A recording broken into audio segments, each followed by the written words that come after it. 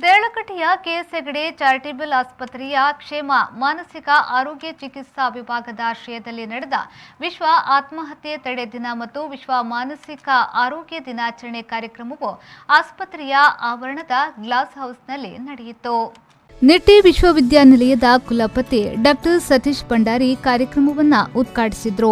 ನಂತರ ಮಾತನಾಡಿದ ಅವರು, ಮಾನಸಿಕ ಆರೋಗ್ಯ ಮತ್ತು ಆತ್ಮಹತ್ಯೆ ತಡೆ ಜಾಗೃತಿಯ ನಿಟ್ಟಿನಲ್ಲಿ ನಿಟ್ಟೆ ವಿಶ್ವವಿದ್ಯಾನಿಲಯ ದಿಟ್ಟ ಹೆಜ್ಜೆಯನ್ನ ಇಟ್ಟಿದ್ದು, ಕ್ಷೇಮ ಹೆಲ್ಪ್ಲೈನ್ ಮೂಲಕ ಕಳೆದ 2 ವರ್ಷಗಳಿಂದ ನಿಟ್ಟೆ ವಿಶ್ವವಿದ್ಯಾನಿಲಯ ಕ್ಯಾಂಪಸ್ ಸೇರಿದಂತೆ ಸಾರ್ವಜನಿಕವಾಗಿ ಜಾಗೃತಿ ಮೂಡಿಸುವ ಕಾರ್ಯದಲ್ಲಿ ತೊಡಗಿಸಿಕೊಂಡಿದೆ ಎಂದು ಅಭಿಪ್ರಾಯಪಟ್ಟರು.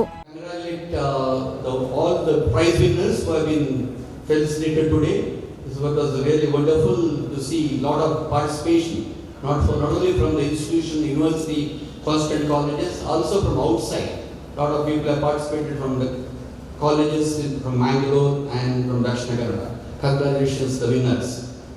And I would not like to repeat whatever the previous speakers. Satish has dealt very effectively regarding the importance of the day. KS Hegde medical ಅಕಾಡೆಮಿಯ ಡೀನ್ ಡಾಕ್ಟರ್ ಪಿಎಸ್ ಪ್ರಕಾಶ್ ಅವರು ಕ್ಯಾಲೆಂಡರ್ ಅನ್ನು ಬಿಡುಗಡೆ ಮಾಡಿದ್ರು.